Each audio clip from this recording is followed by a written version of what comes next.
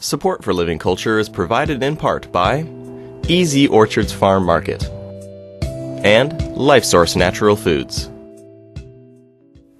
The Mid-Willamette Valley's regional food bank, known as Marion-Polk Food Share, is working with area residents to raise gardens and grow food for those in need.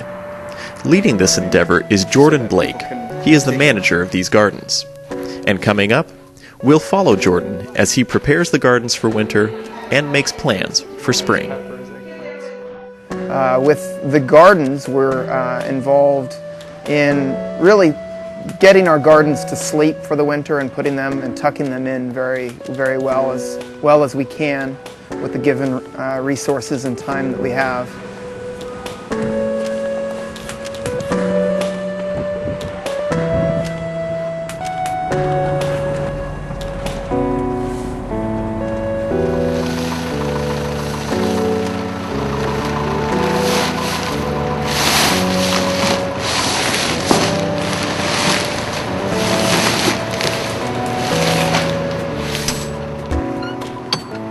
With winter fast approaching, each garden site requires attention. At the Women Ending Hunger Garden in Rickreal, Jordan uses black plastic to cover the soil and prevent weed growth. This will allow for early cultivation next spring.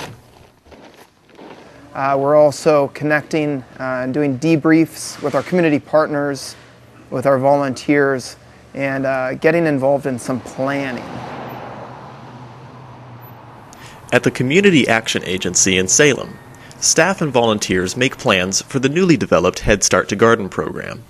The focus of this meeting is to address food insecurity with education. Education is the heart of our programs in general at Marion-Polk Food Share, and specifically with the garden program. We are probably going to get the most out of our efforts by educating, by training, and by empowering our community members as a way for us to all kind of do a hand up rather than a hand out. I really think that we should plant some open pollinated heirloom varieties and maybe have that be a special focus. So that some of the stuff that we're planting, and this can be an educational thing tied into the class, which is planting plants not for food but for next year's seed, and tie in the whole seed saving component, which is a real neat and interesting thing. In the winter time, you spend a lot less time in the garden.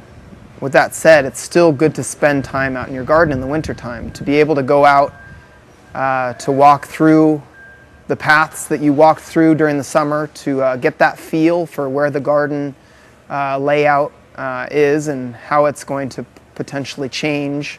But the time of winter is kind of like the night of the garden. It's the time of little activity compared to the activity that is happening during the summer and during the sun time. And, come the shortest day of the year, all of a sudden the light starts coming back and the warmth starts coming back. And so knowing that we're never fully stopped, but we're slowed down in a process of thinking of our gardens and working our gardens, definitely thinking of the cycle as a process, not a destination.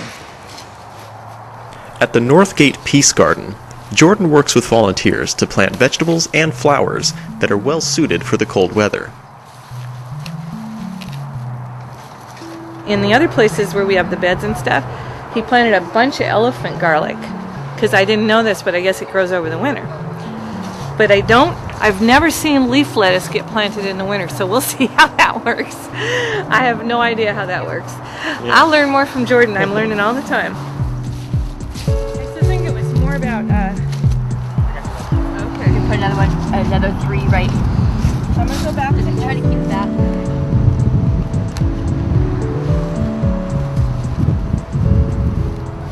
But then it's really good. People cook beef with rosemary a lot, and just stir fries, things like that. Here, you take that too. Oh yeah.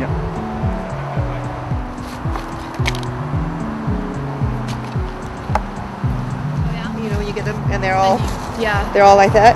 Just give them a little break and then the roots will grow out. Oh, okay. Good. Being that we have gotten these planter boxes built in the last 2 months filled with soil donated from Marion County and the park sitting on City of Salem Park property, it's a highly attractive goal that we're setting for ourselves, which is to create a very beautiful garden, to plant a very nourishing garden. And what we planted there on that day, we planted some kale and some broccoli, some herbs, some flowers, some mums. We planted those veggies, winter veggies, and plan on seeing them through to harvest. What's very interesting, if you look over here, is we got a neighborhood apartment complex garden on the other side of this fence, and so just the complement, of this garden to that garden will hopefully be a good thing.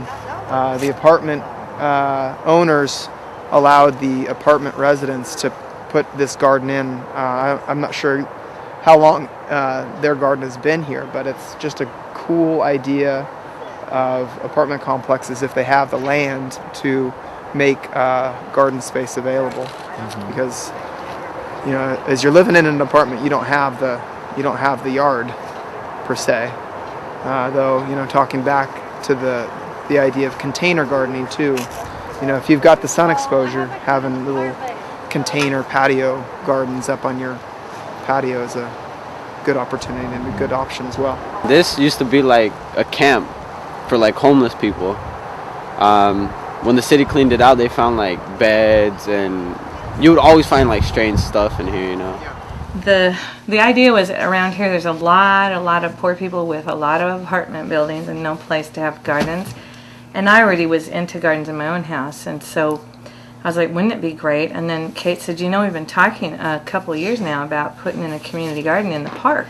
And the neighborhood was there, and Life Directions was there, and I think that the fact that there was so many people that were coming to the table with an interest of putting this garden in for all the reasons. all the right reasons, All and the the right reasons. enthusiasm that each of them had. It just was this instant sparkling connection that I think that we had. And then so we planned that first work party for in September, and then the second one in October, and Each time it has just been a phenomenal Turnout, event.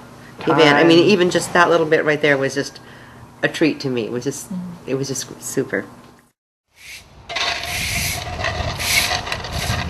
So we have organized a Leaf It Together project where we're going to go out throughout the southeast Salem neighborhood. We're going to be breaking up into some teams with a couple captains and a couple of rakers and a couple of baggers, and we're going to basically go out and we're going to rake leaves. We're going to target folks that have signed up to receive that assistance, and then from there, once we collect all those leaves, we're going to be taking them to the garden, and we're going to be using the leaves as mulch or a base for compost. This is a continuation of a project that has been going on fluidly for the last couple of years that was organized by Wayne Crowder. We started breaking leaves in Woodburn at the senior center, and then I thought, I live right here. We should be doing this here. And then we started getting Willamette students wanted to be involved. Corbin College students needed to be involved. So last year we had 43 students, and we raked up 290 bags of leaves in 2 weekends, 6 hours total of actual work time. And so the challenge this year is, can you beat that? And we took all the leaves down to the garden and left them there for Jordan to spread out for the compost pile. And I think we actually gained about an inch of soil down there this last year.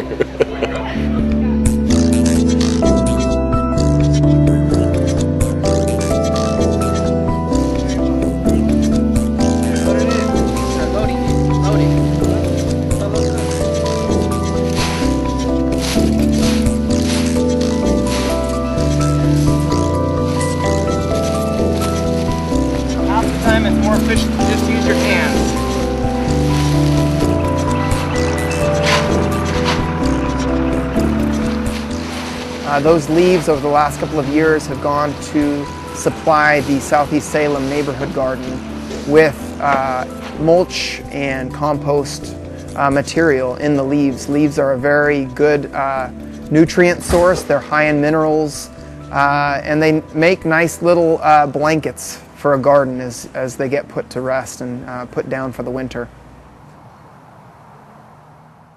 My encouragement for us as a community next year is for us to all learn how to garden. One item, one seed, one plant, what have you in your reach to be able to plant into the ground and to plant into your containers, to plant into your heart, to plant into your community. And I will be doing that in my own personal way, as well as connecting and creating more community gardens, more victory gardens, more school gardens, in a process where we are sharing and taking our food straight to those in need and connecting with our neighbors that are struggling and working with them and helping them become gardeners themselves, because I think that there's a tradition that we hand to our friends and to our neighbors through social and ecological connections with each other via placemaking, via the garden, and working next year to continue our progress in that area.